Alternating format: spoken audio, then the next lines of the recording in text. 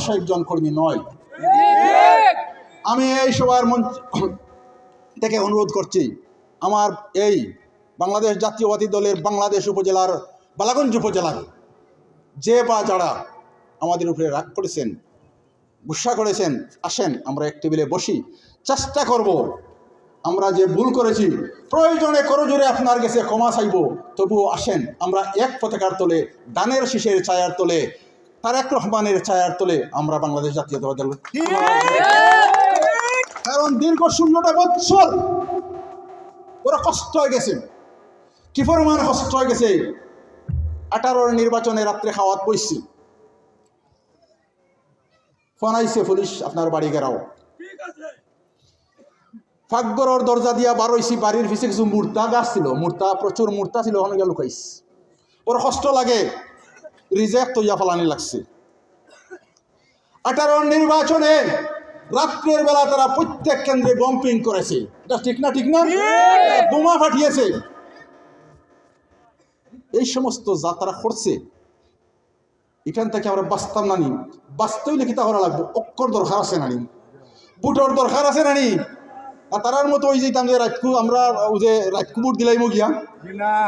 বাংলাদেশ জাতীয় দল রাত্রের ভোট চায় না, জনগণের ভোট।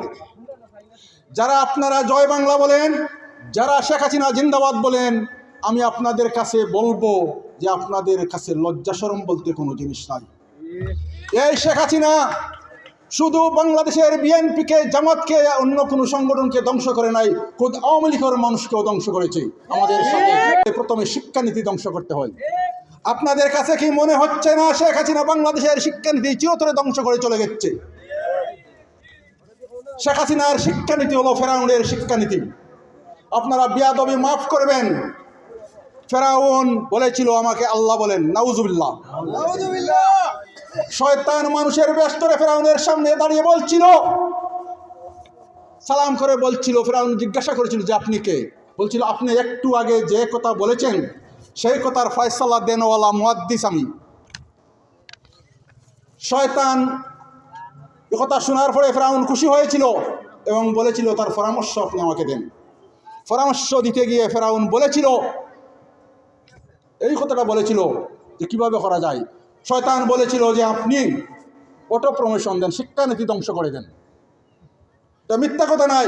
যদি কোনো আলিম থাকেন আমি উনাকে বলবো যে আপনি সম্বন্ধে বেশি জানেন।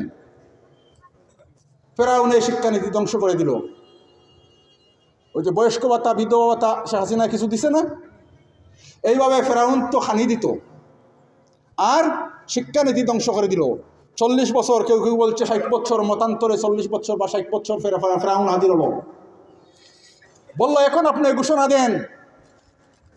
এখন ঘোষণা দিল হে আল্লাহ, একথা মানুষও মানছে। বনি ইসরাইলের ও যে কাফির বংশ যারা ছিল এরা মেনে নিয়েছে। এখন মেনে নেওয়ার পরে এই অতীত যথেষ্ট আছে। কেন, কীভাবে মানছে? যে শিক্ষিত নয় মানুষ, কিছু বুঝেন না, জানেন না, এর লাগে মানছে। ঠিক একই অবস্থায় শেখ হাসিনা বাংলাদেশের শিক্ষানীতিকে এইভাবে ধ্বংস করেছে অটোপ্রভাস দিয়ে।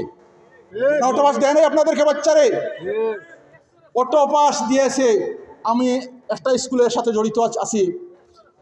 শিক্ষক তারা বলল যে মাঝখানে একটা টেবিল রাখছে, হাইট বেঞ্চ, এবং পিছে একটা, সামনে একটা, এখানে ওবায় 3 জন, ওবায় 3 জন, 6 জন বাচ্চা রাখছে। এই বছরের সিস্টেম ছিল মাঝাটা মোবাইল দিছে আর পরীক্ষা করার লাগে ওই বাচ্চা নিয়ে একজন দেখিয়া পরীক্ষা দেওয়ার লাগে। তারার বাচ্চা তো এই দেশে পড়ে না, কোনো মন্ত্রী মিনিস্টারর বাচ্চা এই দেশে লেখাপড়া করেননি। আপনার আমার মতো সাধারণ মানুষের বাচ্চা কাচ্চারা কেন লেখাপড়া করে? এর লাগিয়া এই শিক্ষানীতি ধ্বংস করছে এই ফ্যাসিস্ট হাসিনা, এই স্বৈরাচারী হাসিনা। এটাকে খালি বিএনপিরে করছে নি আর জামাতরে করছে নি, কিন্তু আওয়ামী লীগের বাচ্চাই নাইনি গ্রামে গঞ্জে যারা লেখাপড়া করে অবশ্যই আছে। তারা বুঝে না, দলখানা হয়ে গেছে, তারা অন্ধ হয়ে গেছে। আমি এই সবার মাধ্যমে তারা অনুরোধ করব, তারা অন্ধত্ব কি বাড়ি হইয়া আইয়া বাংলাদেশ জাতীয়তাবাদী দলের পতাকা তোলে আও। সম্মানিত উপস্থিতি, আরও একটি কথা বলতে চাচ্ছি। শেখ হাসিনা 1981 সালের 17 মে বাংলাদেশে প্রত্যাবর্তন করেছিলেন। আমাদের নেতা এম ইলিয়াস আলী, যদি কিছু হই না তো কৃপণত হয়ে যান নানি। ও যে কুশিয়ার ডাইক তারা ফুটানি মারে পাত্তর সেটটা ফালাইছে আর ডালাই করছে। কিতা করছে জানেন না আপনারা? ক্ষতি রাস্তা ফাঁকা করছে, ডালাই করছে, ঠিক আছে, কার্পেটিং করছে, ঠিক আছে, কিন্তু ক্ষতি কিতা করছে আপনারা জানেন নি? হইলেন হুরবাসিয়ে জানেন না?